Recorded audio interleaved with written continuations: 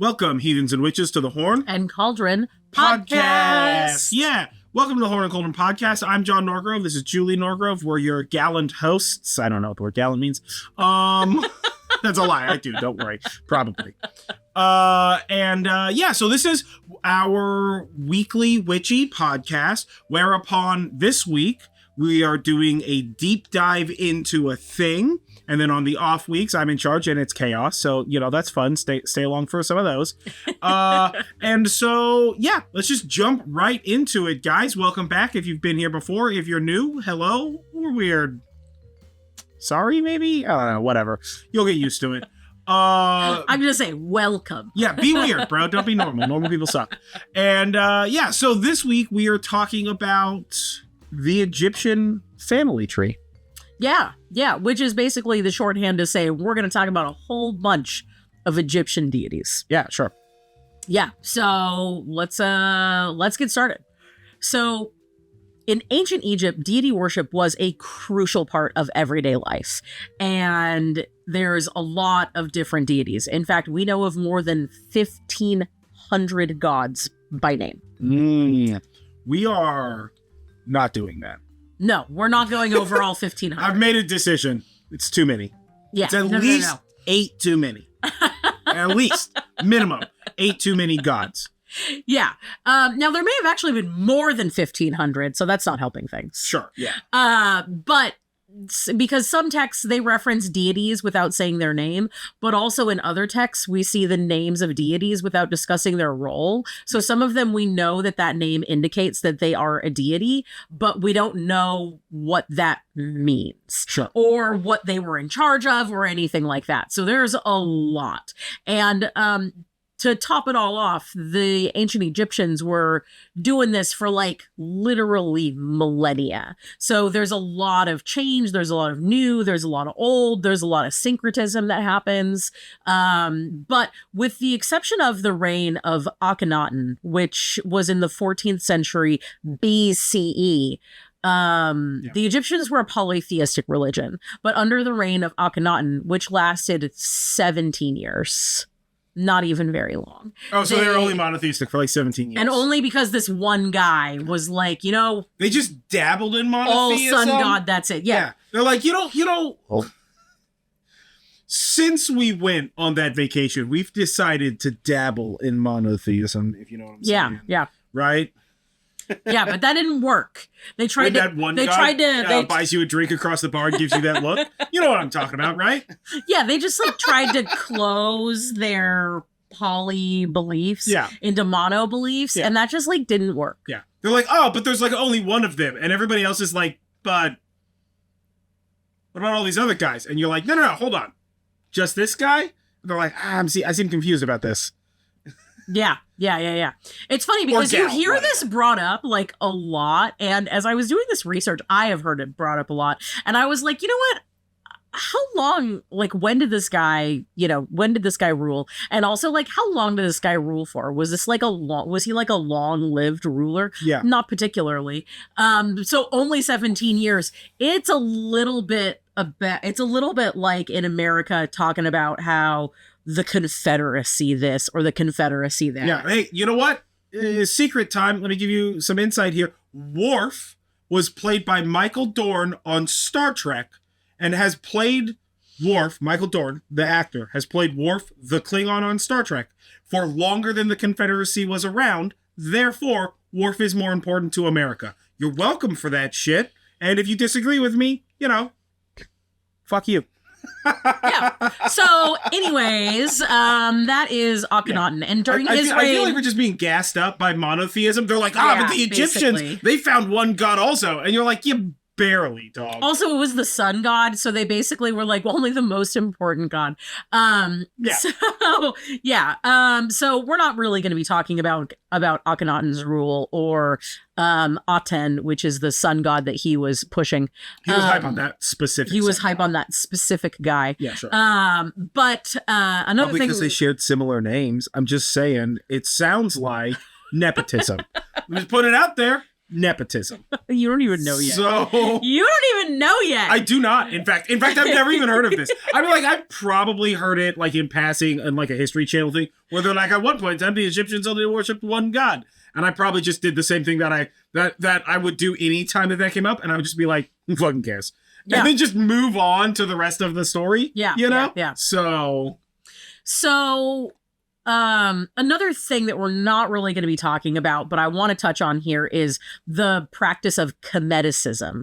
So the Kemetic religion is the modern practice of worshiping Egyptian deities, and we will be talking about that later, but we're not talking about that today, because Kemeticism is a fairly specific belief structure, and we're just sort of talking general information about the deities, but not the structure of belief. So we're going to be talking about the most popular deities in today's society. Sure. The hypest deity. The hypest. If you will. Yeah. But before we get to that, there's a couple of ground rules that I kind of want to lay out here, right? Sure. Yeah. So You step out of the ring for more than 10 seconds, disqualified. No sand in the eyes, no pocket sand. No That's pocket not sand. allowed. Nobody reads from the book. I think that we all know, don't read from the book. Hey, what's Read that from the book? I don't know. Don't read from the book. So don't do that. And also, it clearly worked out for that one guy. Wear every kind of religious necklace you possibly can. Yeah. And know one prayer in each one. And you can essentially overcome the power of mummies.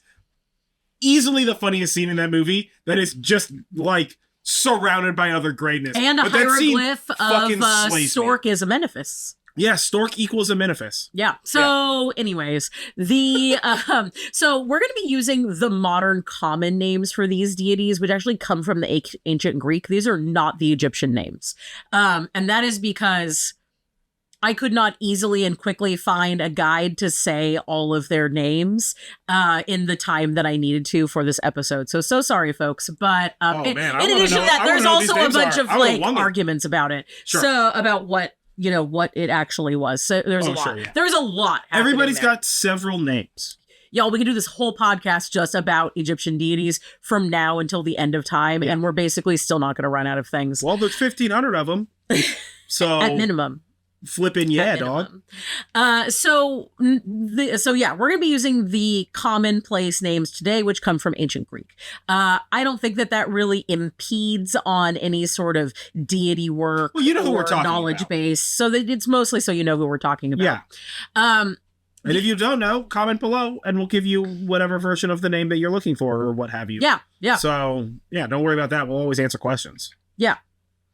So, in general, the ancient Egyptians distinguished gods from people, which is really not uncommon in most belief structures. Yeah. The ones that we see that kind of don't do that are really like the Celts and the Norse. But if you've watched or listened to the Pop Culture Celtic Deities episode, you know that that's kind of a troublesome thing to bring up, because Celt is very vague. Anyway, so the Egyptians, they distinguished gods from people, but the word that they used for god or goddess may have meant something more along the lines of spirit or more than human, as opposed to deity, but also sometimes meant king. Sure. So we've got a lot of kind of like mishmashing of things. Really love being like god kings, because like, listen, it's good to be the king, but it's especially nice to be a god king. And they were all about that. Yeah. Well, I mean, you got to think about like the sort of like background royal little dick energy that exists across all nations. Like, we want to talk about unifying thoughts across all culture, is that like anybody who's generally a ruler is trying to like one up the previous ruler. Oh my god. Because they're even more ruly. Like, I know that this last guy was a ruler, but listen, more rules. I'm even more ruly. I'm more kingly somehow, closer to God. Right? And they just like skipped that step and were like, I know that guy was a king. That's a regular pharaoh, but listen, God King Pharaoh. So I'm just putting this out there, even better. Yeah. Right? And everybody's like, that seems fair. We can't say no to this guy. He has all the spikes. So Yeah. Now, on top of that, most deities are personifications of natural phenomena or social concepts. Sure. But all the deities seem to uphold the concept of Maat. which is also interesting because Maat is a goddess. And you could also call her Maat, I suppose, but everything that I saw was Maat. And she is the goddess of, among other things, cosmic balance, both moral and physical. So the concept of Ma'at is something that evolved as the Egyptian religion and society evolved, and sort of made it so that deities fulfill their place in the greater ecosystem of the spiritual and physical universe, but also is a bit of a moral compass, because Ma'at is the cosmic balance goddess. She's the one whose feather a heart is weighed against before somebody is able to enter the afterlife or gets eaten, and is denied the afterlife. Yeah. So we kind of have this interesting thing where the deities are there. They're there for kind of a reason. And for the most part, they sort of fall along moral and ethical sort of lines that make things easier to understand. Although a lot of the earlier mythos, you don't really have that as much. I found that the mythos behind most of the Egyptian pantheon is a lot less, shall we say, problematic than, say, the Greek pantheon, which we did do an episode on. So if you're interested in that, check out the Olympian family tree, because that is a wild episode. Yeah. You just said that, so the gods are natural phenomenon and social concepts. So obviously, if all the gods have to uphold the concept of Ma'at, then that concept would also obviously be a god. Right? Yes. Because they're both a particle and a wave, right? It's the quantum mechanics of it, sort of thing. Also, very serious question. Since social concepts can be a thing, what's the god of awkward pauses? Awkward silences. When you guys have been talking for a little bit about a thing and then nobody has something to say and it just gets fun weird. Ooh, boy, I wish sometimes that this was scripted because I could actually have that knowledge, ready to go. I do not have that knowledge. Dear listeners. Dear listeners, you all have homework. Welcome to whatever the heck this class is called. You have homework right away. That homework is, what is the name of that Egyptian god? Please turn in your assignments before Friday at end of day. Thank you very much. Or I will reveal it in a future episode yet to be determined. Yes, or that maybe. Yeah. Maybe, but you still have homework. She has homework also. A lot of it. Right, I don't have any homework. It's no homework for me. Yeah. So in the Egyptian religion, combining deities, but not necessarily syncretism, your Thor is like our whatever god, or your Dagda is like our this god. That's a thing that we see happen very commonly throughout a lot of the European religions, and religious structures. Sameness. The syncretism, right? Yeah. And we do see some of that within the Egyptian pantheon, but for the most part, we see a lot of combining deities, and they're combined for sort of specific purposes. And that's either to enhance the properties, the powers, the Ba, of that deity, or to sort of combine two different things. Yeah. You're talking about Captain Planet powers. Yeah. Yeah, they're just Captain Planet and deities. They're like, all right, this guy's the deity of being awkward, and this guy's the deity of silence. So by their powers combined, awkward silence deity. Yeah. Yeah. So there you go. Yeah. The analogy continues. And then lastly, regardless of individual appearances, which is sort of what I think that most people know about ancient Egyptian deities, is they've got interesting appearances. Yeah, dude body, animal head. Yeah, the Egyptians believed that the deities' bodies were both mysterious and precious, in that they are a mystery, but also their flesh is made of precious materials. It was believed that their flesh is made from gold, their bones are made from silver, their hair is made from lapis, precious, their eyes are meant from gemstones. Yeah, no, not Gollum. Yeah, that kind of precious, right? Precious is. Right? So, okay. They're just made out of dope rocks and shit. Yeah. Okay. Totally. Yeah. I read that and I was like, oh man, how dare you, gods of Egypt, take a concept. I mean, mostly how dare you, gods of Egypt, but is gods of Egypt technically closer by making them robots out of specific precious metals to the idea of what the Egyptian gods were? No. The answer to that is still no. Nothing that was done in that movie is correct. Everything about it is wrong, and everybody involved should feel bad. At least a little bit. Not real bad, mind you. You produced art, and that has value in and of itself. I mean, shit value, but value in and of itself, right? The larger problem is that movie is offensive to all of the senses and a little racist. Mm-hmm. Right? Yeah. A lot of white people in that Egyptian movie. Yeah. Most of them are gods, which is confusing. Well, it's not a thing that we're supposed to be concerning. Doing. What was the other movie that was like an Egyptian movie where come to find out the gods were just white people? Remember, it was like maybe there was aliens, but then come to find out it was white people at the end? Some nonsense BC? 1 million BC, but I don't know if it was like 1 million BC or whatever. And it was like vaguely Egyptian, and then the gods were revealed at the very end, and it was just like white dudes. Oh, man. We gotta stop doing that, guys. That's not a good look. It's a bad look. Tighten it up. Yeah. Shit. So, let's get into it. Let's do it. We're gonna start with Amun. Amun is a god of creation. He is a god of fertility, justice, new beginnings. Back truth. half of Anaxun. No. Because of Anaxun Amun? You take that. Damn. That happened. That's good. That's He's also a good. god of truth and the wind, as well as the sun. Amun was the patron god of the poor, the travelers, as well as city of Thebes. Nice. Yeah. That's most of these happen in Thebes. Most of these deities have patron cities. Sure. But this was kind of the one that because of the movie The Mummy, which obviously we're gonna have to watch after we're done with this. Yes. So that's kind of the only one I included. But Amun is often merged with the sun god Ra to be Amun Ra or Amun Re. Or the fertility god Min, which turns him into Amun Min. Amun, being a creator god, does not have parents because he is the creator of all.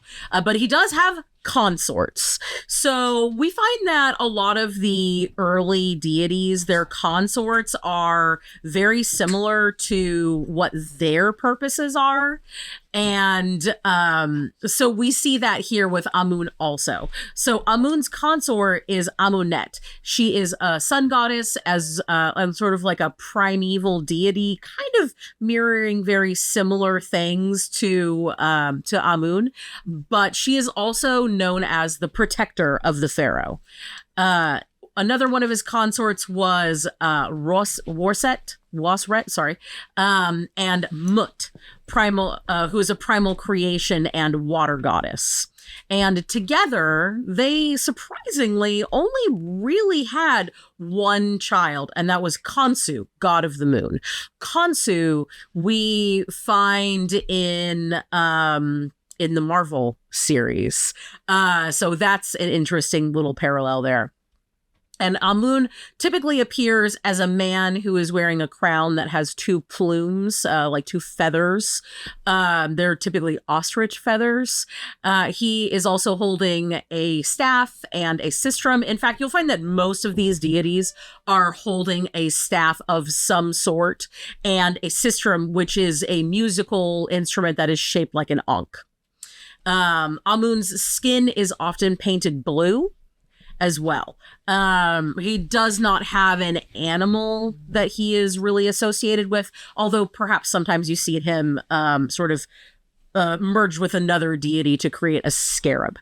And for correspondences, things that are associated with him, that's horn, incense of any type, lapis lazuli, the animal ram, and a sphinx, particularly with a ram. Animal ram. Yeah, the animal a ram, as opposed to computer ram, I guess.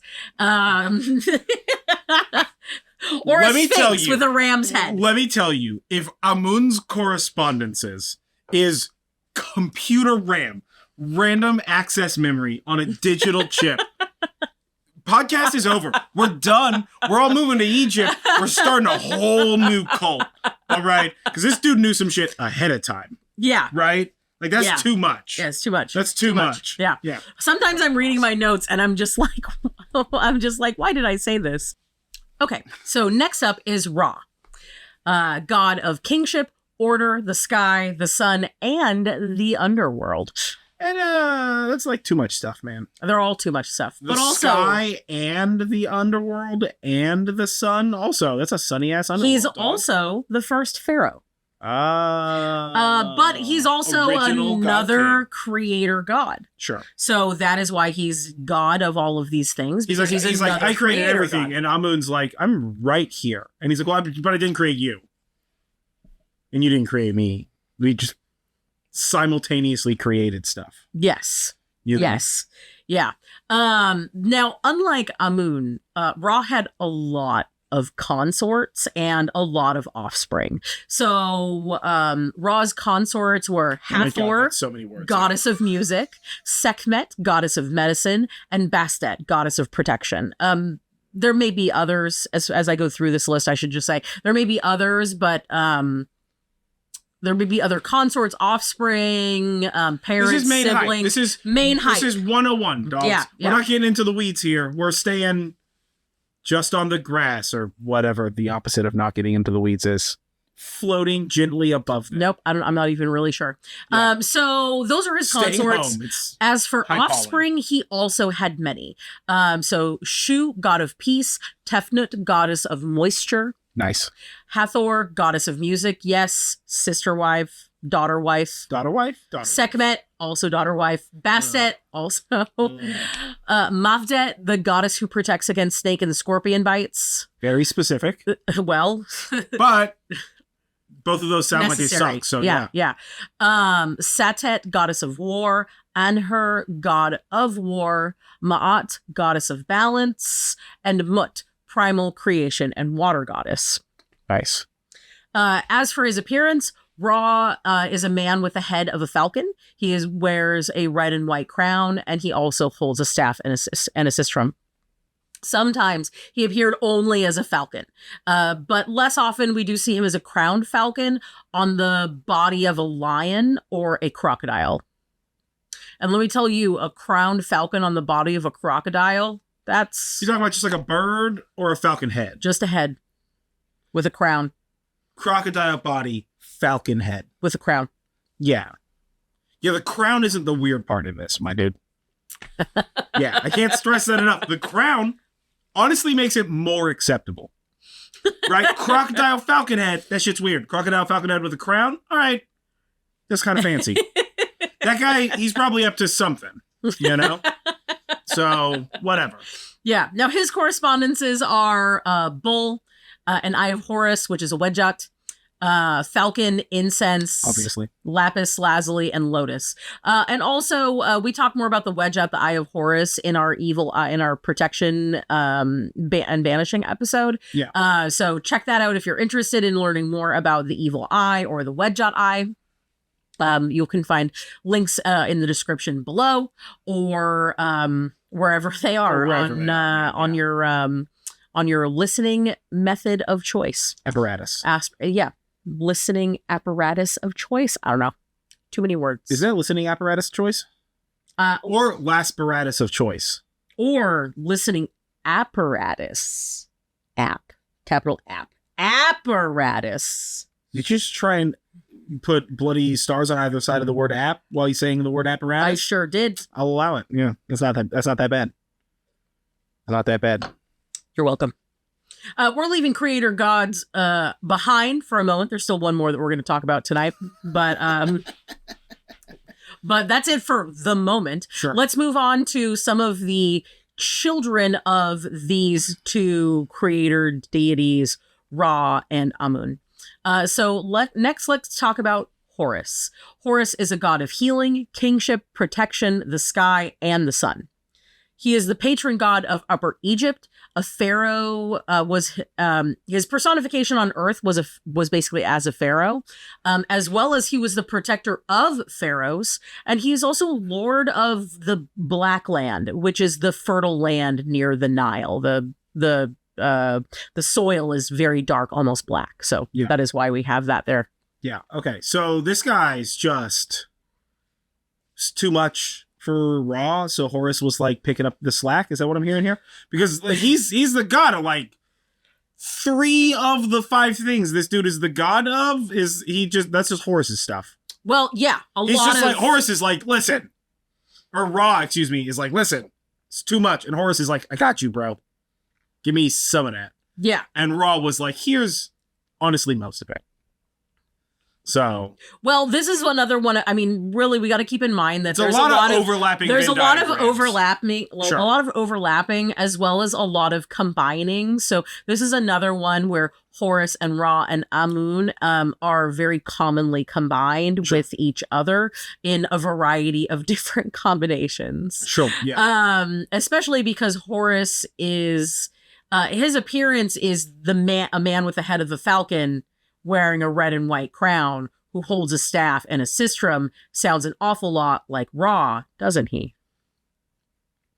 Yeah, I think Ra might just be gassing people up. Yeah. Also, sometimes Horus appears only as a falcon, and also sometimes we get the crowned falcon. Yeah. On the body of a lion or a crocodile as well. Yeah. So we basically sort of get the same thing, but there are some slight differences there.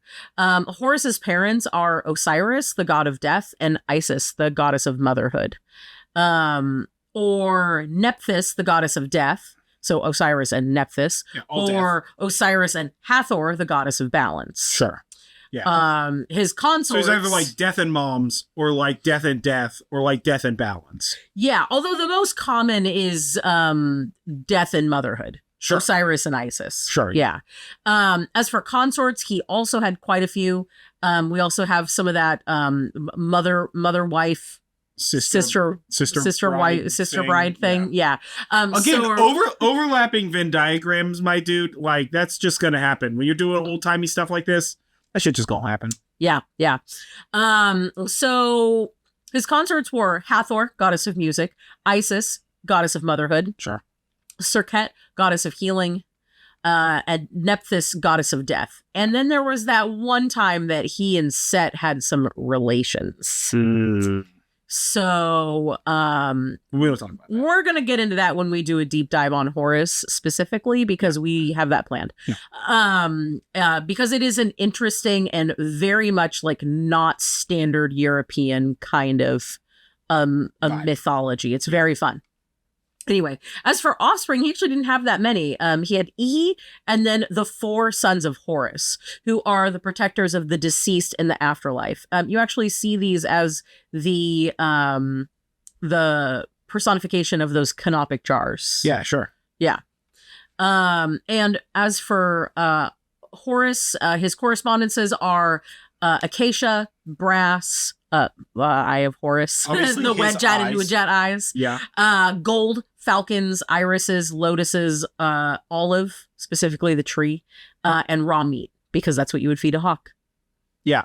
Or a falcon. Yeah, sure. Totally. That makes sense. I mean, this guy must have beautiful eyes if they're that important.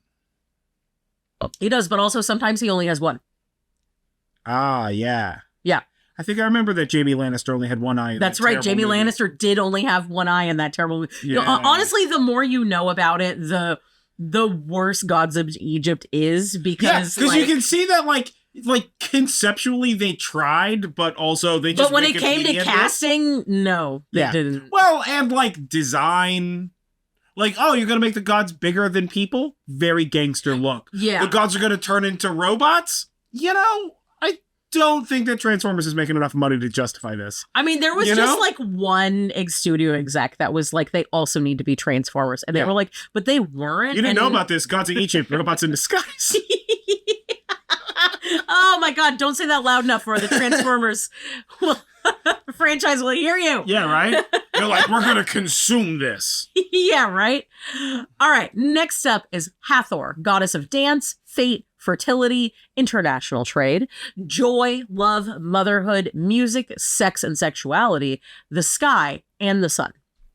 God damn, that's so many things. She is also known as Mother of the Pharaohs, and she helped the dead transition to the afterlife. Yeah.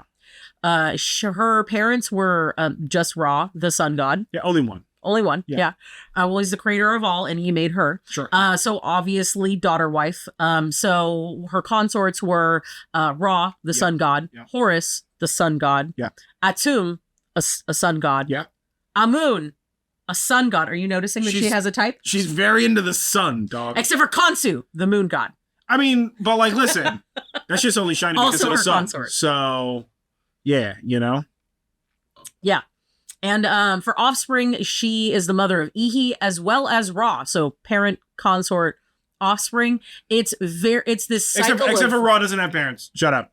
Creator. Well, it's also part of a specific belief structure that evolved that was kind of that I think may have had some sort of is it like a circle that's never ending? It is like a circle that's never ending. Sure, it's that like the goddess mates with the god and then gives birth to the god who then grows up to be the god that she mates with to give birth to the god, the cycle of rebirth thing. Yeah. So we got a bit of that. I know what you're talking about. Yeah, we got like a bit of that happening here too. Sure. And Hathor is a woman with a cow or human head, wearing a headdress of cow horns. Obviously, if she's a cow, she's not also. She's got cow horns, but she's not wearing an additional headdress. Boo! Not 4 horns. Yeah, not 4 horns. So she either appears with a woman as a woman with a cow head, or a human head wearing a headdress of cow horns and a sun disk, holding a sistrum and a staff. Yeah. There are several types of staffs. That you're calling an ankh a sistrum. What's the difference between those two words? It was just quicker for me to type. Also, a sistrum is a musical instrument that is vaguely shaped like an ankh. So twin horn, yeah. We think that that's the deal with the sistrum thing, and there are also some scholars that think that they were holding the ankh and not a sistrum because the ankh symbolizes eternal life and essentially the gods never die.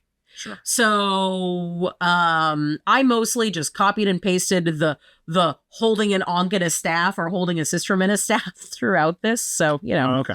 Fun notes. Okay. Sometimes Hathor appears as a cow with a sun disk between her horns, or as a lioness, a cobra, or a sycamore tree. All right. Yeah. And correspondences for Hathor are beer, copper, cosmetics, cows, date palms, figs, flowers, henna, gold, milk, mirrors, the color red, roses, and wine. Yeah. So next up is Sekhmet. And we talked a little bit about Sekhmet in our Bastet deep dive. Don't worry, Bastet, she's still coming. So if you want more information, check that out. Also in the notes, you can find that episode. Sekhmet is the goddess of drunkenness, medicine, and the plagues. And she is also the vengeful manifestation of Ra's power. Yeah. So she was born by Ra, the sun god. Her consort is Ptah, a god of craftsmen. And as for offspring, that would be Nefertum, god of the blue lotus, Mihos and Mahes, god of war and knives. She appears as a woman with the head of a lion, specifically a female lion, with a sun disk crown, holding an ankh and a staff. Although sometimes she appears as a lioness. Okay. The vengeful manifestation of Ra's power is like she is going to like a fucking lioness in town. Dog? Yeah, she is gonna go scorched earth. I feel like there's nothing more exemplary than like, oh yeah, we were like setting up camp and then this lioness showed up and they're like, you don't fuck with Ra, didn't you? He sent Sekhmet, and they're just like, yeah, he did send Sekhmet. Almost nobody made it. So yeah, because lionesses are like terrifying. In fact, monsters. there is a story about how Sekhmet was sent to reap vengeance upon some people, and they had to. She was in such a blood fury, and sometimes she is combined with Hathor in this, but like. She was filled with such a blood fury that in order to stop her from murdering literally everyone in the entire world, they made beer and colored it red and poured it into a lake, and she thought it was blood, and she drank it, and she got so drunk that she wasn't mad anymore. Nice. Yeah, that makes sense. Also, I like drunkenness, medicine, and plagues. Feels really like the triple, like the triple personification of the like ramifications of drinking. You're like, listen, you can get drunk, or you could get better because drinking, like helps. Yeah, it's better than just regular water that's like toxic or whatever. Or you're just gonna get a plague, bro. Yeah. You shouldn't have drank that. Yeah. It's too much drinking. We're not messing around. Yeah. Yeah. So like correspondences for Sekhmet are amber, either the stone or the scent or the color, beer, blood, bloodstone, citron, dragon's blood, garnet, lions, especially female lions, gold, oranges, pomegranate, the color red, sandalwood, tiger's eye, and wine. Yeah. So moving on to Maat, she is a complicated one because she is a goddess, but she is also a personification of a sort of thought, a principle, a concept, right? So Maat is the goddess of balance, harmony, justice, law, morality, order, and truth. She regulated the stars and the seasons, and her feather is weighed against the heart of those who wish to enter the afterlife. Yeah. Does she only have one feather? Yeah, it's only one feather. No. I mean, I understand that you weigh your heart against one feather, but like, is she feathered? And she's just plucking one, and she's just like, use this, judge everybody. Or does she just have like one feather? She's got one feather. She's just a collector. Yeah, she's got one feather, and she tucks it away in her headband when it's not in use, weighing against somebody's heart. Yeah. Is this headband on a fedora? No. She's typically shown as a woman who has a red headband that has an ostrich feather poking out of it, holding an ankh and a lotus staff. Sometimes she has wings on her arms. Oh, that's what's the headband with an ostrich feather? What is that, like a? Is that like a flapper thing? It is like a flapper. It's a flapper thing. Yeah. Wait a minute. Are flappers just a Maat cult? Is that what we just learned? Is that American 20s flappers were just a secret Maat cult? Well, in because the 1920s, I want to have just learned that. They were pretty obsessed with Egyptian mythos in the 1920s. This out there, guys. So maybe we uncovered a truth. Listen, if another episode doesn't come out, then you know that we uncovered a truth, and the Maat cult of secret flappers has tried to turn us, and we've run away into hiding. Right? Let's put that out there. Oh, so Maat represents the ethical and moral principle that all Egyptian citizens were expected to follow throughout their daily lives. They were expected to act with honor and with truth in matters that involved family, the community, the nation, the environment, and the gods. Oh my God, she was just the personification of don't be an asshole. Yeah. Yeah, that makes sense, though. Don't be an asshole. Yeah. So. Yeah. Her parents were Ra, the sun god, and Hathor, the goddess of music. Her consort is Thoth, the god of knowledge. Yeah. Her offspring is Seshat, the goddess of writing. And correspondences for Maat are aloe, frankincense, jade, ostrich feathers, orris root, papyrus, platinum, roses, scales like balance weighing scales, turquoise, and the color white. Next up is Osiris, god of agriculture, the dead, fertility, judgment, life, plants, rebirth, and resurrection. I didn't put a comma in between judgment and life, so it's just judgment life. I mean, listen. Osiris is saying you need to live life more judgment. You just gotta be waking up in the morning. Really? Is that how you're gonna wake up in the morning? Really? Is that how the sun is gonna rise? Really? Is that how this car is gonna drive to work?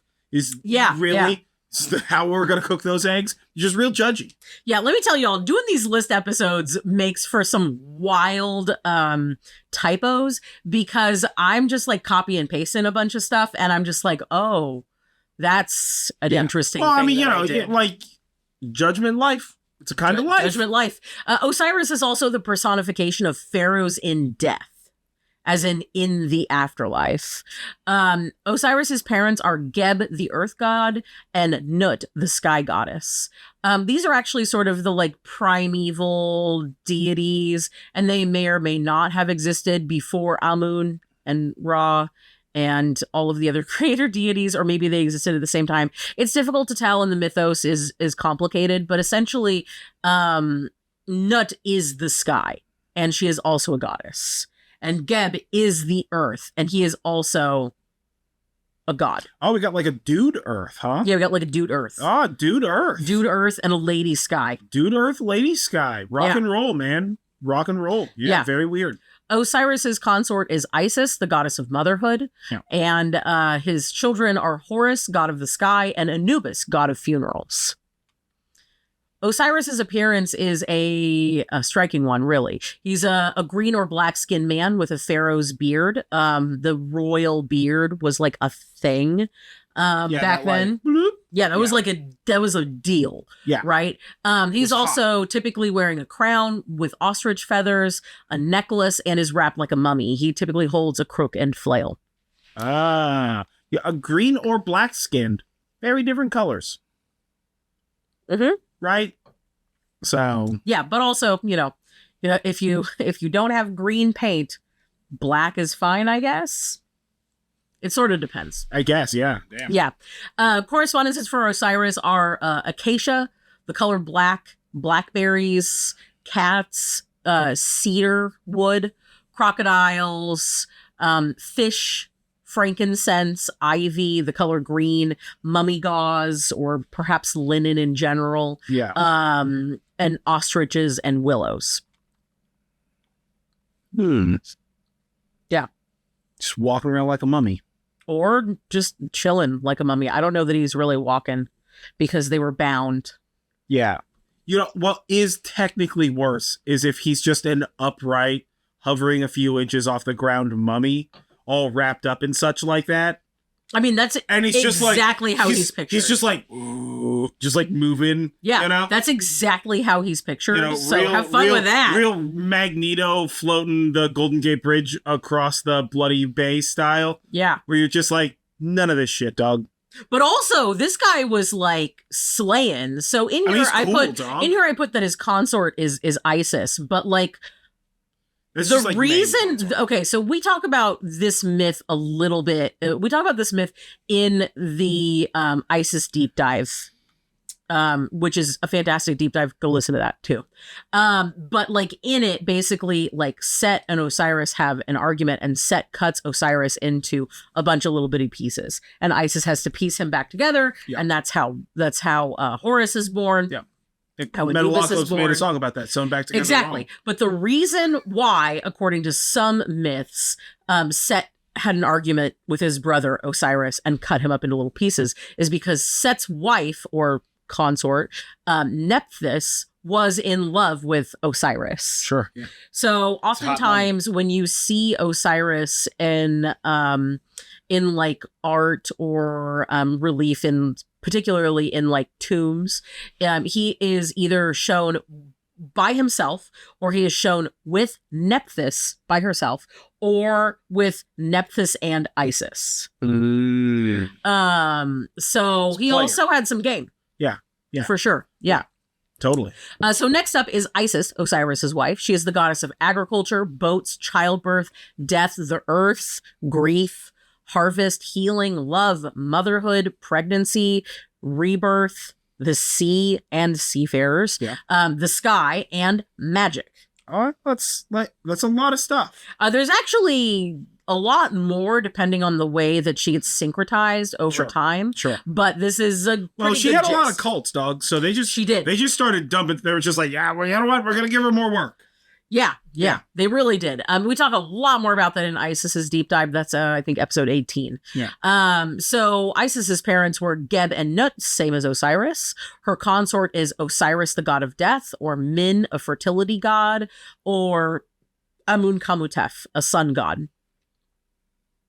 Offspring is Horus, the sun god, Min, the fertility god, Bastet, goddess of protection, the four sons of Horus, who are the protectors of the deceased in the afterlife. Sure. Yeah. Okay. And Isis is usually shown as a woman wearing a headdress that resembles a throne, or a sun disk that is framed in cow horns and wings.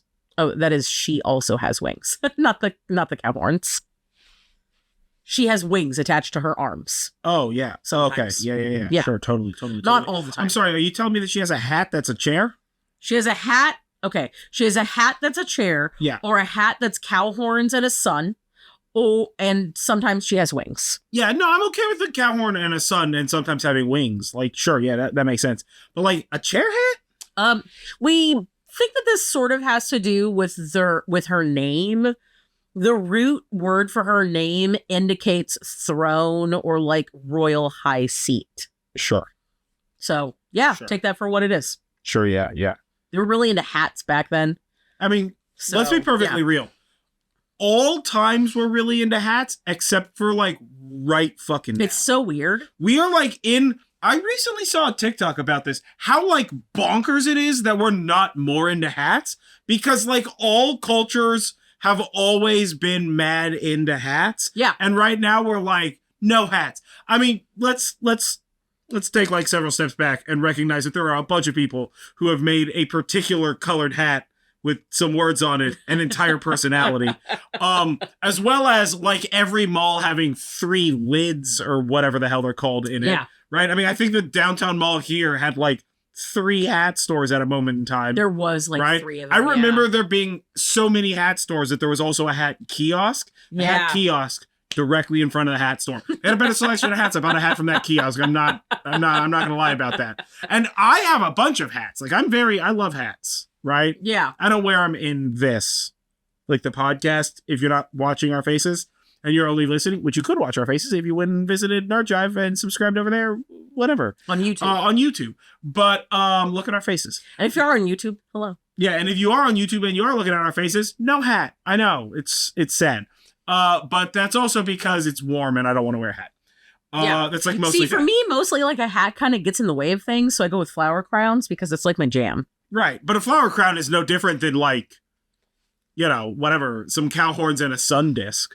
Basically, yeah. Right? Yeah. So, yeah, no, that totally makes sense, man. Yeah. I get it. So, correspondents for Isis are onks, the color blue, bread, cows, emeralds, honey, kites, don't ask. Lapis. She's got sky up in there, right? Yeah. Lotus, milk, the moon, moonstone, the color red, ships, and silver and turquoise. Yeah. I'm just going to put this out there. Everybody, the color red. So, fake news. Also, everybody... Or unfake news. Also, basically, everybody lotus and everybody turquoise and everybody lapis. So, there's a lot of... Yeah. But definitely the color red. Like, let me tell you, if you're trying to do, like, Egyptian god stuff, Kemeticism? Well, this isn't specifically Kemeticism, but yes. Right. Okay. Whatever. Yeah. But like, if you're doing like Egyptian god stuff, just paint everything red.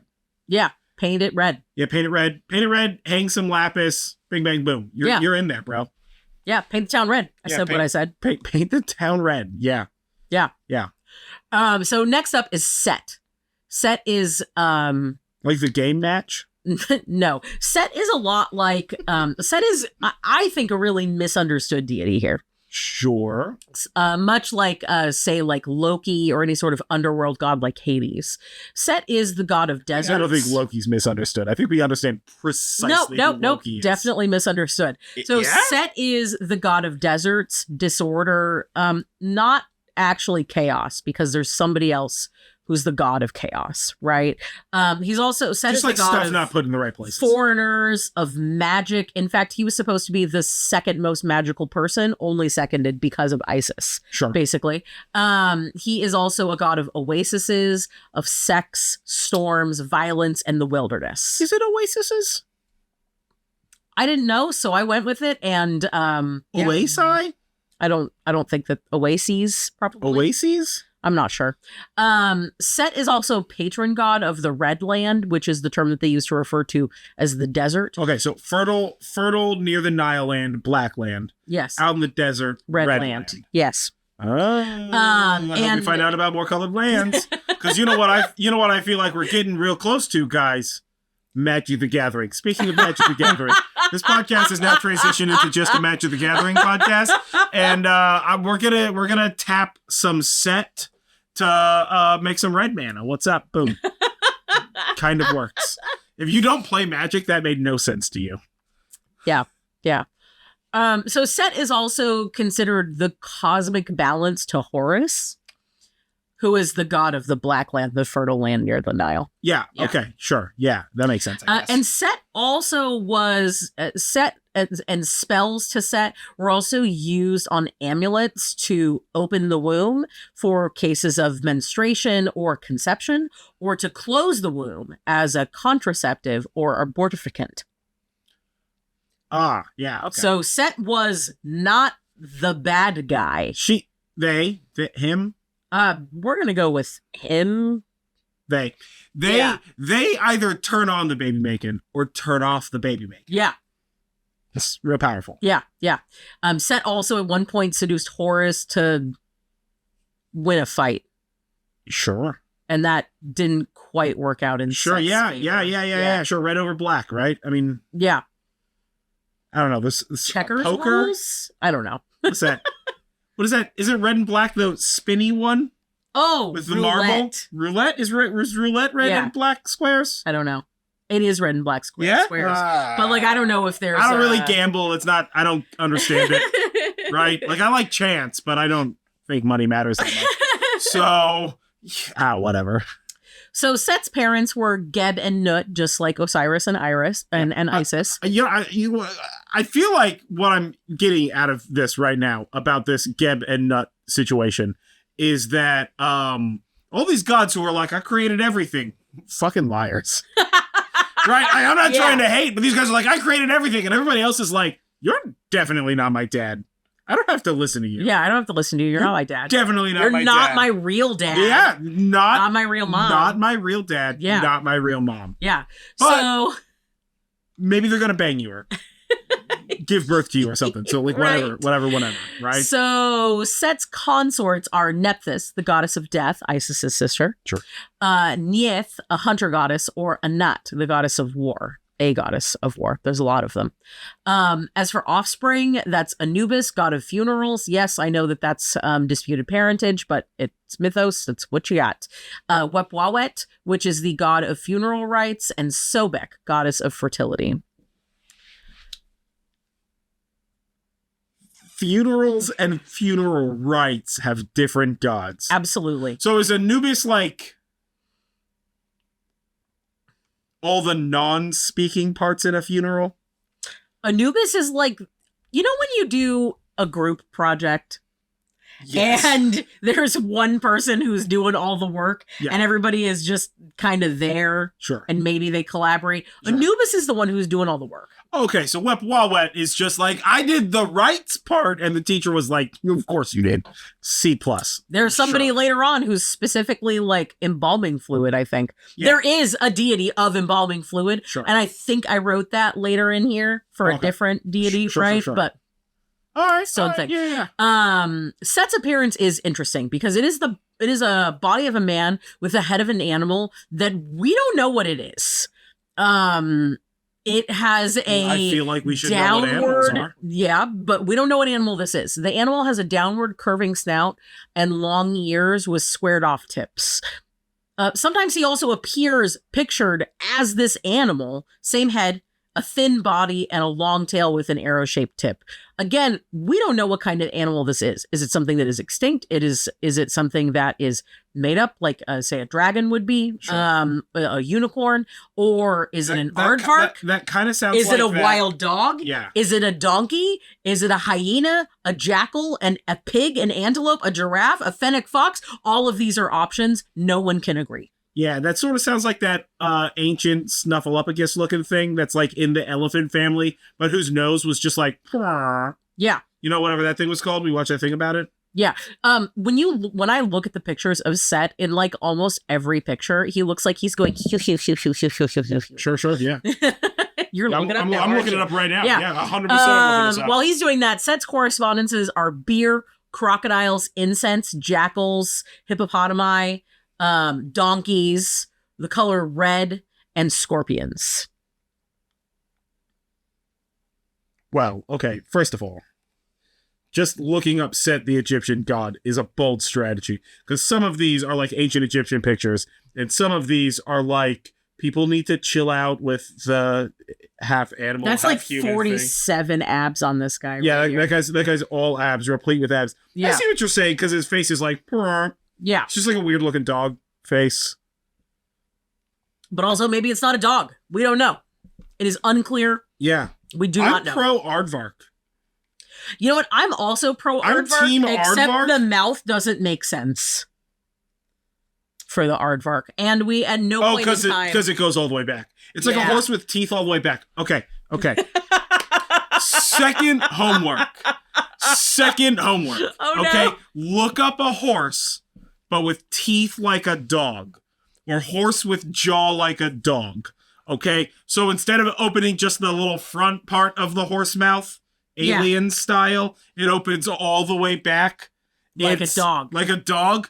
It's awful. The most horrifying dream anybody's ever dreamt. Yeah. It's a fucking nightmare. Yeah. I love it to death. So Set is like a really interesting and intense energy. And I think that he's very often demonized because of this sort of like binary idea that we have with good and evil. And if you are opposite the like hero, then you're definitely evil. That we get from Horus is the hero? like Abrahamic religion. Yeah, Horus is generally considered the hero because he's like the sun god and he's like a falcon.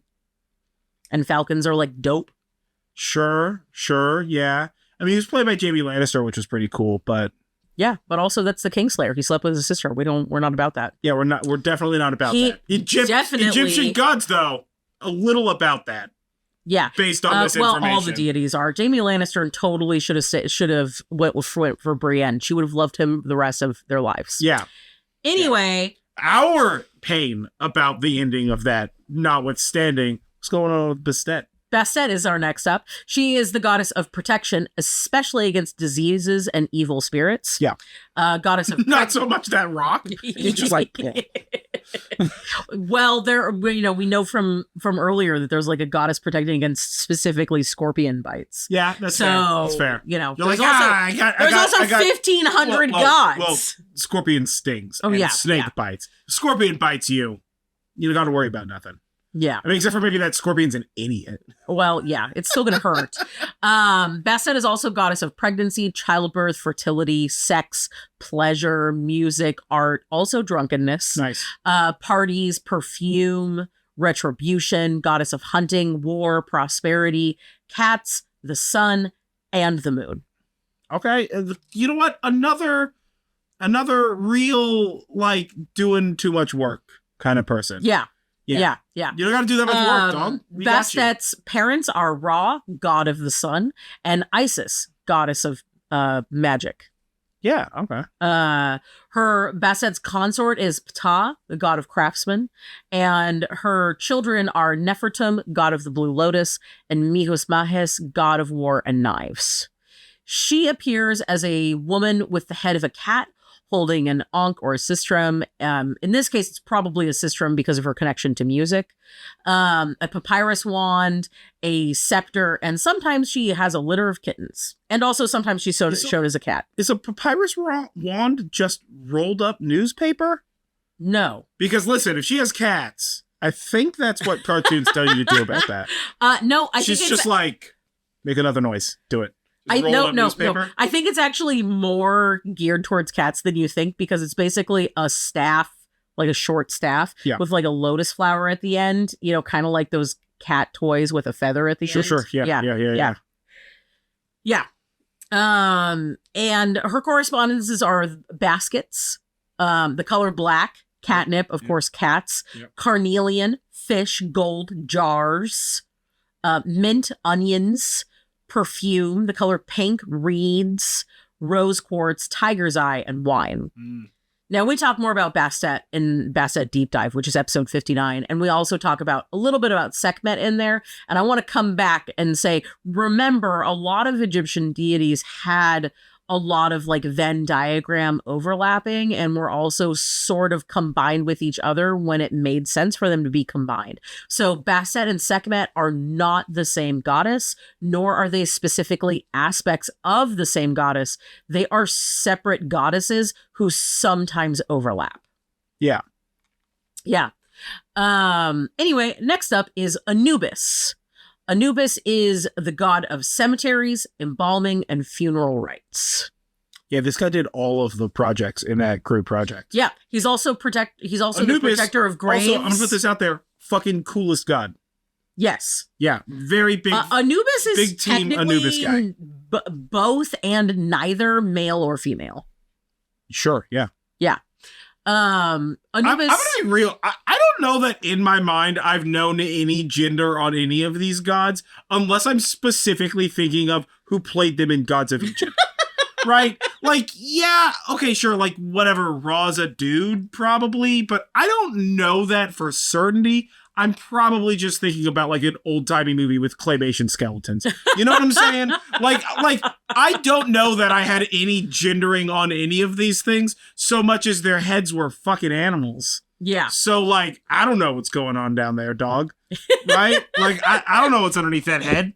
Right. Well, Anubis is typically referred to in a non-gendered language. Sure. Even though their appearance is typically a man, and you can tell because they are wearing like a kilt, like a skirt. Yeah. Whereas women are wearing a dress. Sure. That's usually pretty tight and also comes right underneath the boobs. And as someone who gets boob sweat in the summer, I am definitely going to go out of the dress. Yes. I'm definitely going to go what I'm going to call Egyptian style in the summer around the house when nobody else is around. Sure. When it's hot. I'm around. Don't worry. Yeah. He's around. Yeah. I'm here. I'm always here. I'm always because here. if the skirt is right underneath the boobs, that is, you don't have boob sweat. Yeah. I mean, it seems like it makes sense. And also, I mean, Egypt seems like it would be hot. Exactly. It's real close to the equator or potentially right on the equator. I don't exactly know where the equator is for what it's worth. Yeah. It's not near me and I'm happy. This That's guy it. didn't play nearly enough Carmen Sandiego. Oh, I played a lot of Carmen Sandiego, but I know above equator, below equator, equatorial zone. You know what I'm talking about? Like, I don't know the longitude or latitude of the equator. I mean, it's 0. So I do.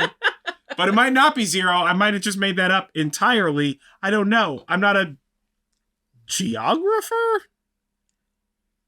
Is that science? Yes. Okay.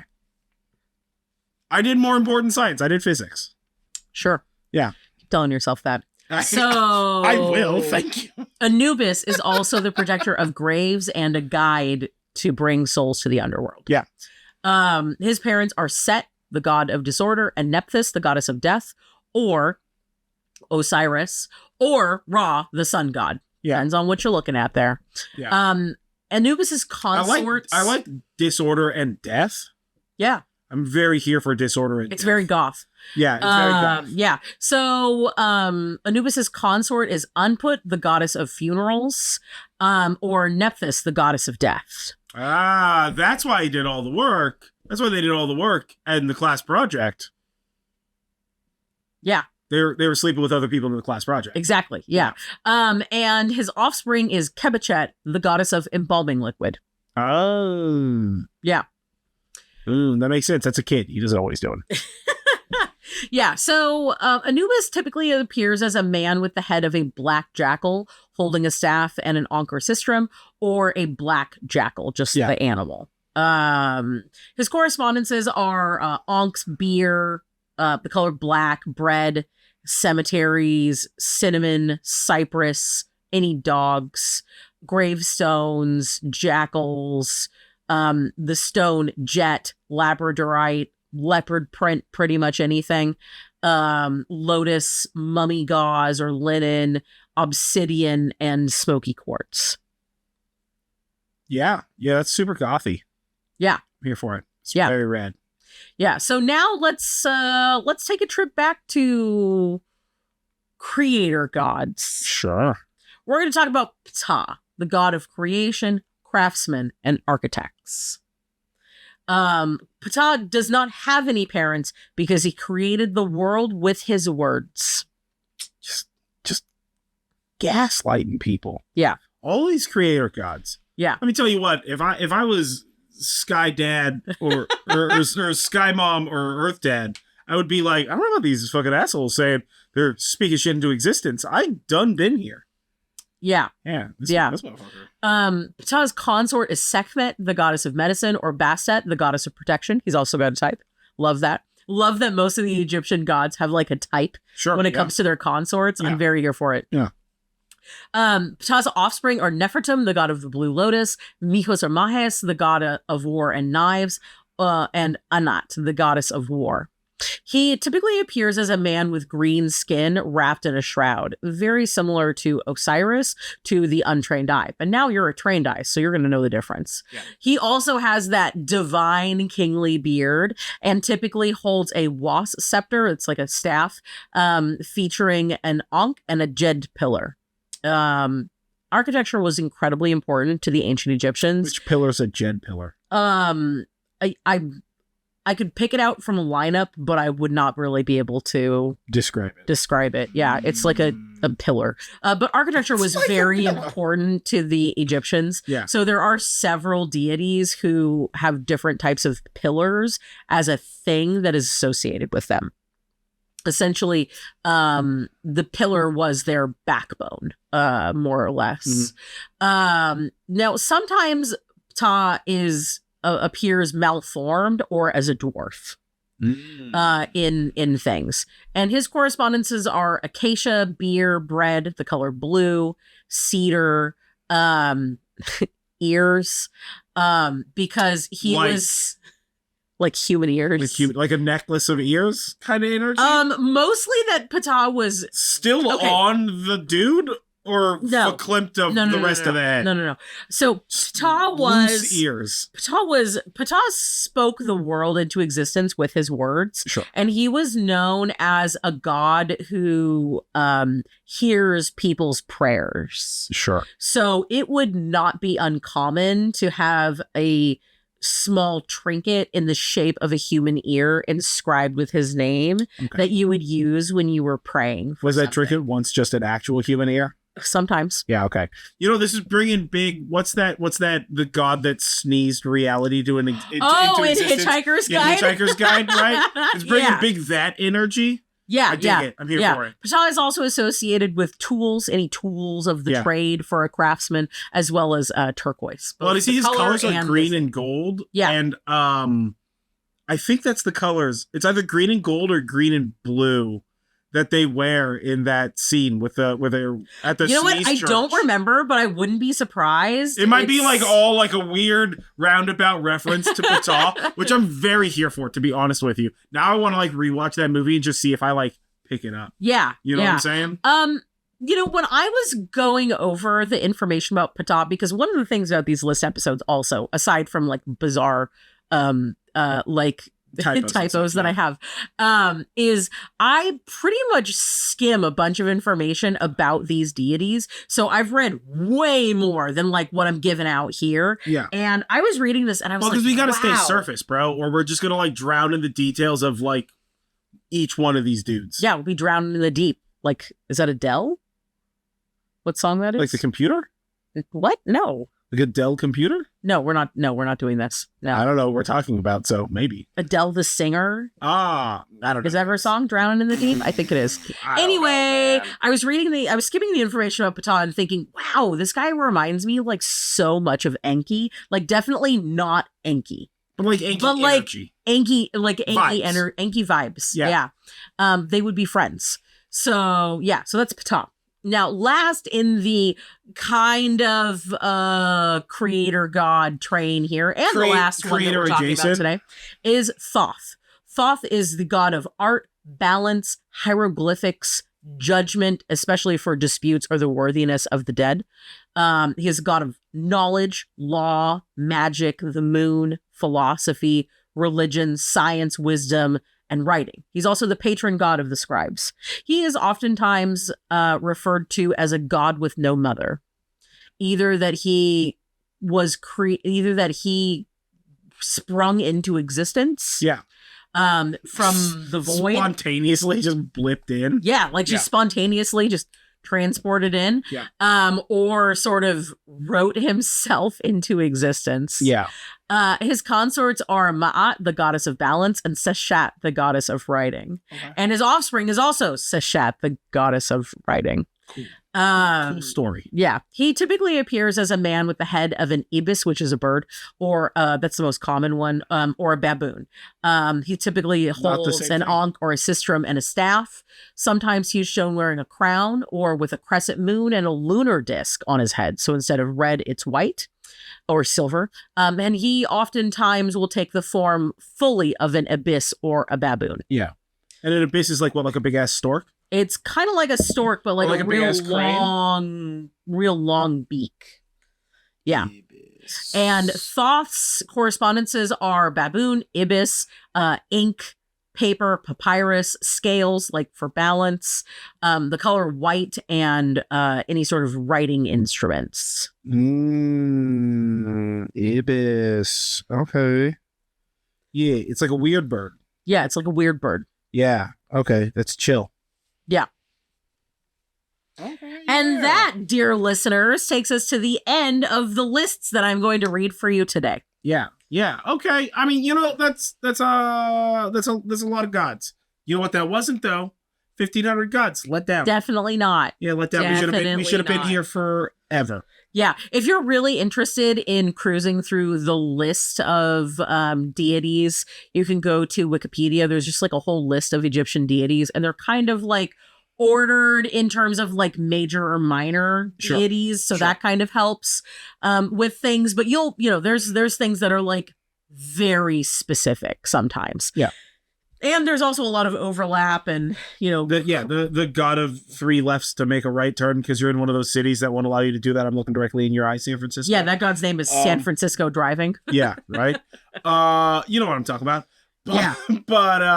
Okay, that's very chill, man. A lot of gods saying that they're the creators. I'm just putting this out there. I feel like there's even more than what I had in this list. I didn't even include all of the creator gods. Yeah. Or it's just a bunch of gods gassing each other up. Pharaohs or other people who basically upjumped themselves into this position of saying that they are a creator god. Yeah. More Amun than Pharaoh, or Ra than Pharaoh. Sure, yeah. Nor did I sometimes you can be a moon. Sometimes you got a Noxun that a moon. You know what I'm saying? Yeah. We'll make that same joke again. Sometimes you also got an Imhotep. Sometimes you got an Imhotep. So there are, much like in the Olympian family tree for the Greek deities, there are definitely individuals within the history of ancient Egypt that sort of like were people but became more than that as time went on. Yeah. And I didn't cover them here because there's actually like a lot of them. Totally. You're talking about heroes, Greek gods. Kind of like heroes, kind of like demigods. Yeah. Like we're talking like Ramesses, we're talking Imhotep, we're talking Cleopatra, we're talking Nefertari, sure. We're talking maybe that one motherfucker tried to make it all one god, but we're like talking didn't fail for more than Akhenaten. 17 years. Yeah, the guy who keeps coming up, he's the Confederacy. Yeah. So like we got a lot of Egyptian deities to go through, but we also have a lot of other deities to go through. Yeah. And for what it's worth, man, like, I mean, I feel like as we've gone through many of these like family trees, and I think this is like our fourth one. This is our third we did Greek, one. We did Norse. This is our third one. And this is the fourth one. Yeah. No, because we also did pop culture Celtic deities. Yeah, so we did because Greek, I set Norse, out doing Celtic pantheon and then was like, oh no. Yeah, you're like, this is too much. It's too much. No more. Yeah, well, it would be like saying Native American pantheon, but that's like yeah, like which particular European tribe? Pantheon. It's like saying all these things, and you're like, oh no, that's way more than I expected. So like as we're going through these like different pantheons, we're learning like lots of really interesting things. It's a lot of work and a lot of research and a lot of like piecing together variety of things. So I kind of only like do these once a year. Sure. So I don't know what our next one is going to be, but it's going to be a while until we have that next one. But I wonder which one though. What we should do next. Well, maybe we let you choose. Yeah. What do you think? Who do you think our next pantheon should be? Who would you like me to do a deep dive on from the Egyptian pantheon that's not already Isis or Bastet 2 that I've already done? Yeah. Maybe Anubis. He sounds gangster. They sound gangster. a lot of really interesting concepts in the Egyptian pantheon. I, of course, am super duper biased here. Like, I have a bunch of Egyptian tattoos. I have always been like very interested in the Egyptian pantheon and ancient Egypt and everything about it. Just everything all the time. It has been like really sort of a core part of my personality, realistically. Sure. So there's a lot that I want to learn about it, and I'm just gonna drag y'all along as we look into it. Specifically, one of the things that we may talk about in a future episode is the Egyptian concepts of what people are. So concept of the soul, of personality, of Sure, the physical body. There's a You're talking lot. about the Egyptian equivalent of the Greek, like you were once like a 4-arm, 2-head, 4-leg motherfucker. Got cut Kind in of, half. but it is way more complex than that. Oh, sure, There is yeah. a lot of complexity and nuance in the Egyptian belief system that is just like not really talked about Totally. modernly. Yeah. And it's super fascinating. I'm very, very interested in it. And I'd love to hear what you as listeners also have to think about all this stuff. You know, who do you want us to do deep dives on? Who would you like the next family tree to be on? What kind of concepts do you want to hear about? You know, what do you want to know? Yeah. Direct my hyper focus. Yeah. Are there some specialists or large voices that you want interviewed, and we'll reach out to them and see if we can get an interview on the podcast? Yeah. So any of that kind of stuff, 100%. Yeah, this was very interesting. I feel like every time we do these, we gain a lot of sort of syncretized connection between the way that other pantheons are formed, right? I feel like at some threshold of like study, you start to see sort of patterns in the matrix, dude, Yeah. with regard to like how people, like how cultures derive this sort of like godliness Yeah. vibe or what have you. I've definitely talked about this in my podcasts before about my belief that like all gods are transcended humans who, when they describe their like what they're the god of and their power set and their creators, they're giving you the best way that they can describe how they achieved that, like enlightenment, transcendence, immortality, infinityness, whatever. And so like I'm definitely gonna sit on this knowledge for a while and see what I can parse out of it. I think that for what it's worth, I think that the easiest one to like understand that with is the Greek gods, because they're real loud about it. Well, and we also have a lot more understanding about the Greek Well, we've pantheon. studied the Greek gods. I don't know about you where you went to school, but like for me, and I think definitely for you, we had like a whole fucking unit in school. Yeah. That was like Greek gods. Guess what, everybody? Bring your togas to 5th period. This is all we're doing for 6 months. Yeah, You well, know? there's still a Kinda lot energy. that we don't know about the Egyptian pantheon. There's sure, still, totally. we're still learning a lot all the time. And I know that seems kind of like, oh, well, of course, we're learning a lot about a lot of things all the time. Woo-hoo. But like, okay, so are. we didn't know how to even translate or understand the Egyptian language up until less than 200 years ago. Totally. Like, I cannot express enough like how recent our understanding We just is of watched a Egypt. YouTube video last night where some boys did they like mummified a thing. Yeah. They did like a whole mummy, like the traditional way or whatever the heck, and they Of a chicken. A A chicken. mummy of a chicken. Yeah, it was not a human. Not of a human. Yeah, it was a chicken. That they purchased already for Klimt of life. Yes. But in that they talk specifically about how like they were trying to figure out all of the like steps and like chemicals and like herbs and like solutions, glorps that you apply to the various steps to make a mummy. And they started this project, and at the beginning of the project, they found a paper that was published that went into more detail Just than like- ever before, that was published like less than a year ago. From the time of recording this today. episode, yeah. Yeah, like less than a year ago, we were using mass spectrometry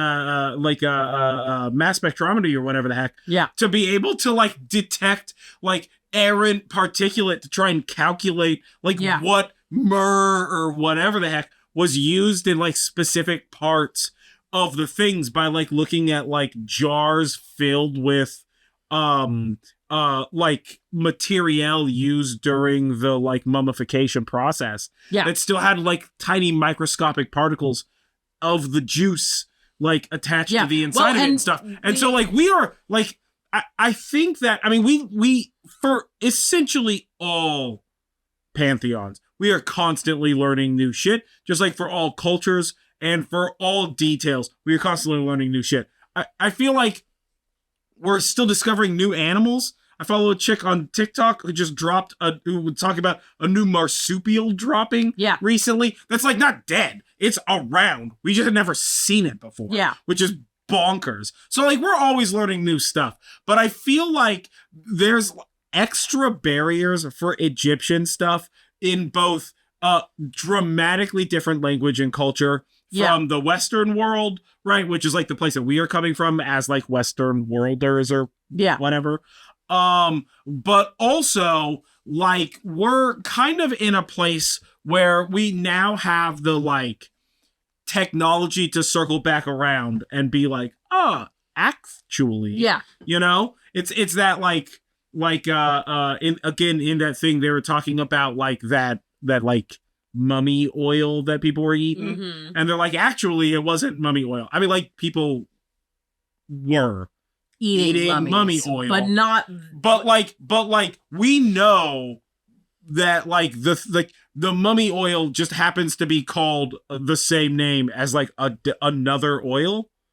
Yeah. And so people were just like, that's probably the same stuff. We're just going to do the mummy stuff.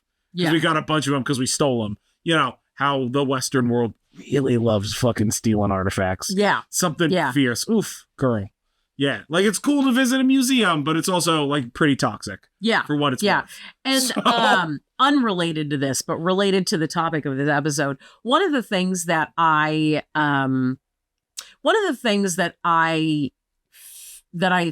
recommend you do if you're interested in learning more about these deities is if they are portrayed with an animal head of a type or have that, you know, like Horus is a falcon, that sort of thing. I recommend that you look into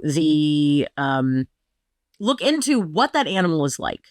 You know, learn about falcons, like not even from a magical standpoint, learn about falcons, learn about lionesses, learn about ibis, and that helps to kind of inform you to the nature of that deity. It's something that especially if you can find like okay, so what's the cultural significance of the falcon in even modern Egyptian culture or modern American culture or modern American culture, but like obviously like closer to the source, right? But at the same time, I mean, falcon's gonna falcon, my dude, right?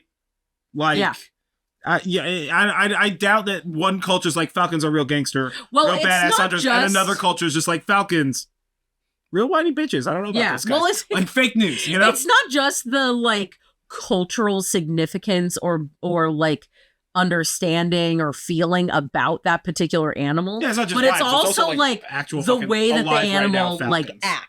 Yeah, sure. Right.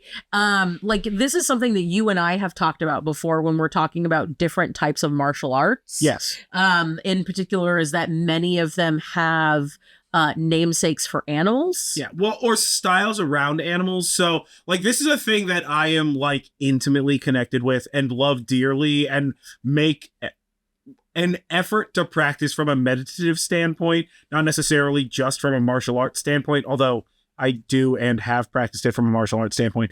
But, like, so I have studied and grew up studying Kung Fu.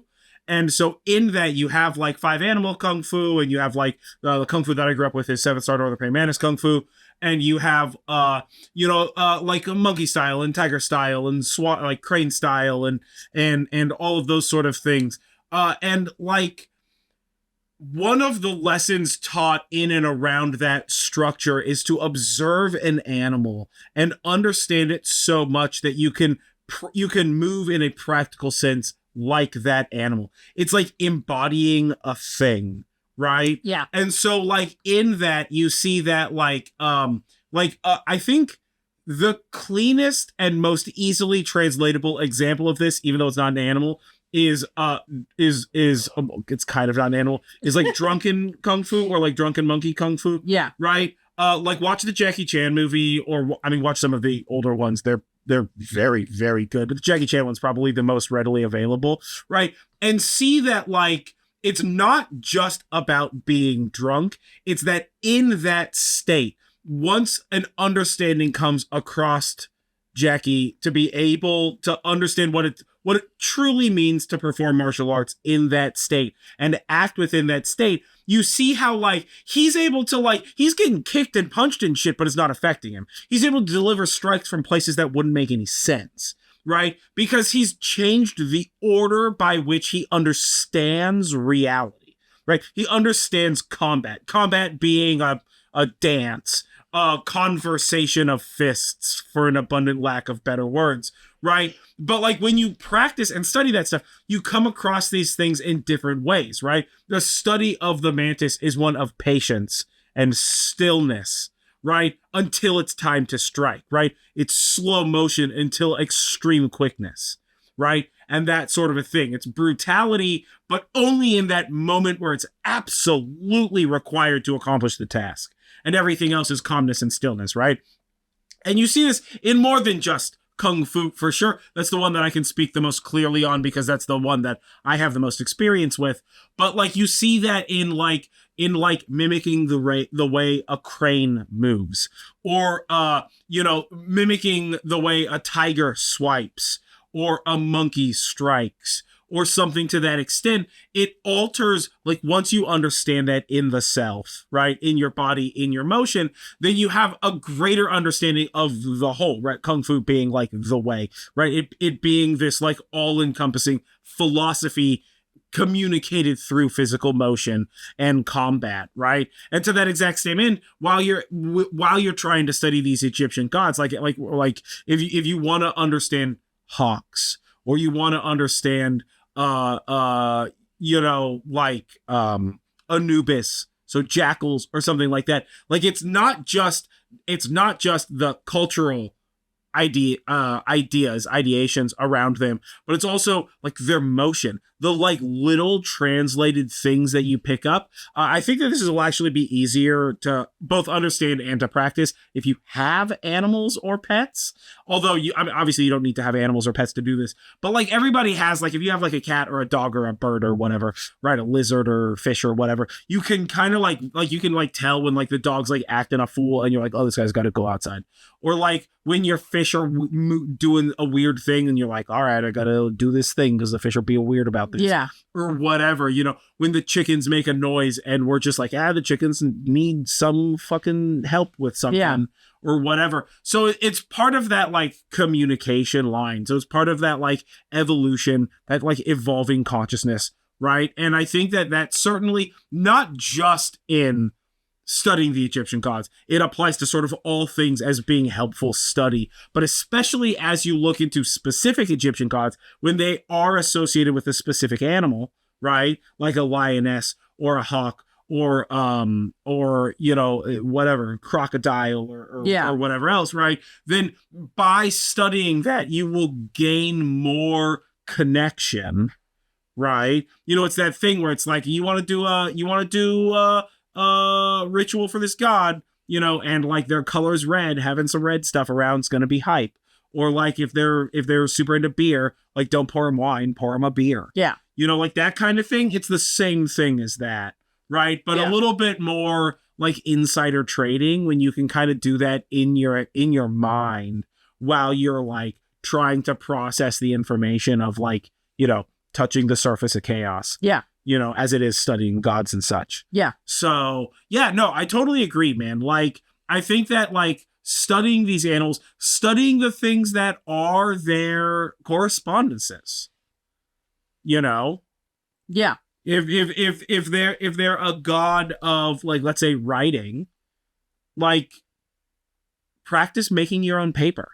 If you've never done it before, it's very fun and very easy. Yeah. Right?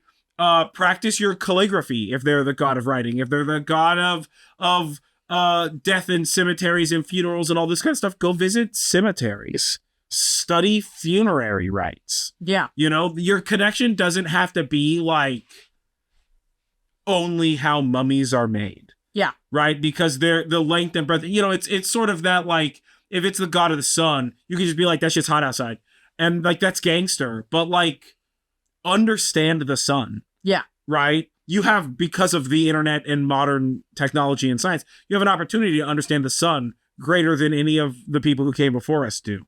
Right? With understanding solar flares and coronal mass ejections and such like that. So like, study those things, but also study its motion in the sky, right? Study the way it affects our planet, right? Like those sort of things that brings you closer. Yeah. You know? So like, make it more than just like in name only practice. Yeah. Try and, you know, there's a thing I bring this up fairly frequently. There's a thing that I learned in Kung Fu that's like, do it 1,000 times or 10,000 times, or, you know, whatever number the particular Shifu is promoting. Yeah. Right? Do it 1,000 times and then it's yours. Right? And it's like, I can teach you how to throw a punch. Right? This is the example that I was raised with. Like, I teach you how to throw a punch, but until you've done it 1,000 times, you're throwing my punch. You're not throwing your punch. And like, yeah, you know, you got to have your elbow tucked. Maybe your punch just doesn't have a super tucked elbow, dog. Like, that might not be the most efficient thing, but that's the way that your body wants to do that. Yeah. Right? So you need to like sort of find like your Anubis, your Maat, your Ra. Right? Yeah. Because it's going to be different as we are different observers of the collapsing waveform of reality, right? Each one of us collapse it slightly differently, right? Whether you want to like woo-woo physics and call it observer bias and justify it through double slit experiments forwards and backwards in time, or if you just want to full woo-woo it and just call it as it is, right? It doesn't really matter, right? Yeah. It's the fact that like, through your practice, you are both improving the self and getting closer to the thing that you worship as an ideal, like a god. This also kind of explains why a lot of pharaohs are like, maybe God Pharaoh, look at his beard. Yeah. Right? Or like kings being like, 100% angels and such came down, gave me a tap on the forehead. So hooty hoo. Yeah. Look at all this church stuff I'm doing, or fucking whatever, you know, whatever your culture is, or your practice or your faith. So, I mean, like, this is a deeper conversation than just this, but I think it applies to these family trees more so because we just covered this like huge swath of data. Yeah. Right? Yeah. And It's like, a lot. You're going to want to sit on it. You're going to want to, you may even want to re-listen to the parts of the podcast. You're gonna that like you're vibed on. find like Let me tell you, concepts that you like vibe with immediately. yeah, totally. And like, trust the vibes and then study. Yeah. Right? I have 100% watched a YouTube video or listened to a podcast and fucking like taken a screen grab of a time index to circle back to later on. Because I'm like, this is hype, but I got to finish this. And then I got to like sit for a little while and then get back into this. Because like, this is a lot. Yeah. Dog. You know, like that kind of shit. So like, definitely, if you got to circle back around, like timestamp the bit that you're into or whatever. And obviously, if you have any questions, looking for clarifications, confused about any of that stuff, or just vaguely have vibes about it or disagree with us, that's also perfectly acceptable, right? Remember, don't be an asshole. Like, give us a comment. Comment on the YouTube video, hit us up on social media. Links for all of our social media are, I don't know, wherever links are for the thing that you're doing. You can also just visit the website, and there's a form on the website to reach out to us. So you can just like fill that out and reach out to us. So it just like connects to our email. Or you can comment on these videos. Yeah, on comment YouTube. on the YouTube video, like however you want to reach out and ask a question. And we're definitely here to help you. For a complete list of the correspondences, as well as the Book of Shadow page for this and all the other podcast episodes, those are available on our Patreon. Our Patreon has several tiers. All tiers are found equal in the eyes of us, the creators in this. So you all get the same stuff. You pay whatever price works for you with regard to Patreon, and that'll give you access to all of that stuff. So that's like the full list of the Book of Shadows pages, the full list of correspondences on the Book of Shadows pages, access to us in a Discord, so you can just like chat to us directly, which has recently been revitalized to have like more easily understandable categories, as well as a bunch of other stuff on our Patreon. I just put my first short story up there for our patrons to read. So you can check out like other projects that we're doing and stuff like that, and like vote on stuff and all that kind of stuff. So yeah, you can always hit us up there also, which would be Gangster. Join our Patreon. Yeah, it's rad. And there'll be a bonus correspondence of sorts for the correspondence of the week. Yeah, we do correspondence that kind of ties into this episode. Yeah. So, and speaking of our patrons, shout out to them. What's up? You guys are the best. That's Alan, Miranda, Helena, Alexa, and somewhere. Ooh, boy. And did I forget a name? And Brianna. Dang it. Yeah. It's not written down, for shame. Because I can't remember names. I'm gonna be real with you. That was maybe the best name recollection I've ever had in my entire life. Sometimes you forget my name. I don't do human names. I'm like big impressed now. I don't know why. Human names totally escape me. I'm just like name blind. I will recognize somebody that I only knew in elementary school and like see him at a bar and be like, I totally know that guy. But I can't go up to him and be like, oh, hey, Fred or whatever. I don't know what the fucking name is. Not even a little bit, dude. Sometimes I'll run into like one of my cousins or something like that, and they'll be like, oh, what's up? And I'll be like, oh, what's up? And then like afterwards, whoever I'm with will be like, oh, who is that? And I was like, that is one of my cousins. And they're like, oh yeah? And I was like, you can't ask more questions than that, man. I don't... Everything kind of blurs. People sort of blur in my mind. It's probably a problem that I'm not going to address. So cool. But yeah, so join our Patreon. Shout out to our patrons. You guys are the best. You're keeping us improving each time. We're making moves on all that sort of stuff, which is very exciting and a little overwhelming, but that's okay. You're there to help. So thank you. Yeah.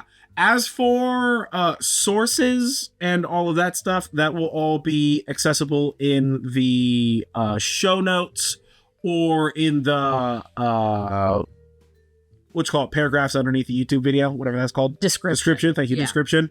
And yeah, I think that's all we have on Egyptian gods. For now. Made entirely out of families. For now. Clearly we have 1500, so this is we're gonna circle around to this.